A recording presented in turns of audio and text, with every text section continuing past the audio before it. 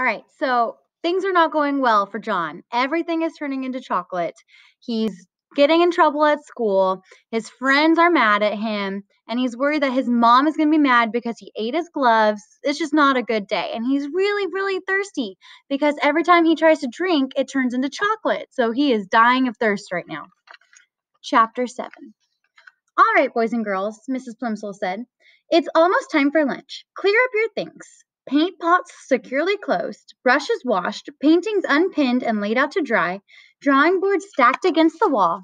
Ah, there's the bell. Front row first, Timothy leading, then Robin in single file. Go. John alone walked slowly in the throng, hurrying along the corridors to the school cafeteria. The school was proud of the cafeteria and the food served in it. The room was spacious and bright, with windows all the way along one side overlooking the playground and the fields beyond.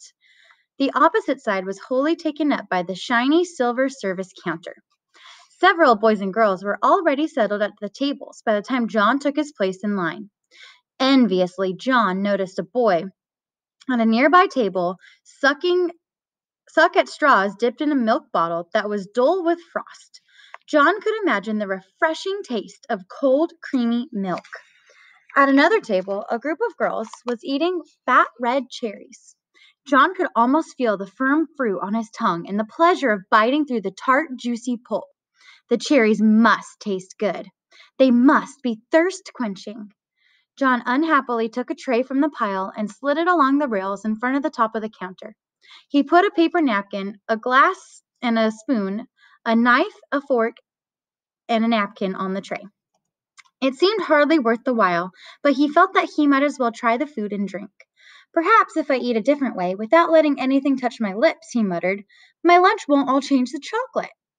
That's a good plan, so as long as he just puts it straight in his mouth and not on his lips, maybe it won't turn to chocolate. He was not very hopeful, though. What? Asked the boy standing next to him. Nothing, John said. I thought I heard you say something about chocolate, the boy said.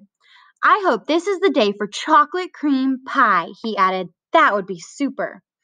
On chocolate cream pie days of the past, John had been known to skip the main course so that he could spend all his lunch money on his desserts.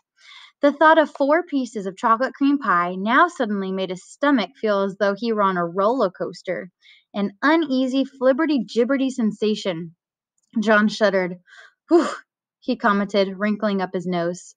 The other boy shrugged his shoulders and started to choose his meal. John took a plate of cold chicken and ham and potato chips and a crisp, moist lettuce and tomato salad. The white of the chicken, the pink of the ham, the gold of the potatoes, and the pale of the green lettuce, and the red of the tomato looked so delicious. Remember, this is a boy who never liked to eat anything besides candy, and now salad sounds good to him. He took a pint of milk, a thick-crusted whole wheat roll, and a cool pat of butter, a tumbler of water with ice cubes clinking against the glass, and a dish of fresh fruit, slices of orange and grapefruit and bananas and grapes. John's tray was loaded with just the sort of meal his mother was always trying to get him to eat. Until today, John had always thought it was pretty boring to eat sensible things, when there were sweeter food and drink to be had. Today, however, the sensible things looked the most appetizing, and his mouth began to water in a new, sticky way. John paid for the lunch with the money his mother had given him. He went to an empty table and sat down. His fingers trembling slightly with eagerness, he cut a slice of lettuce. His fork went through the leaves with a promising crunch. So he's worried that all of that delicious food is about to turn into chocolate. He stuck the prongs of the fork into the mouth-sized piece of lettuce and carefully inserted it into his mouth. The lettuce didn't even touch his wide-stretched lips. John's teeth came together in crisp layers of sweet chocolate.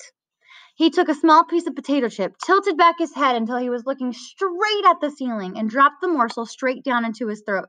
He felt it go down, a sharp fragment of sweet chocolate. He tried the milk, the ice water, the fruit. Every solid and liquid that he sampled was transformed as soon as it entered his mouth. Then he became aware of a shocking novelty that he hadn't noticed at breakfast. At the rim of each glass, there was a small semicircle of brown. The bowl of his spoon and the prongs of his fork had become brown. As John watched, horrified, the areas of magic chocolate slowly spread until at last the glasses and cutlery were all solid chocolate. So now his cups, his bowls, his forks, his knives, his spoon, all chocolate. The trouble was unquestionably growing worse.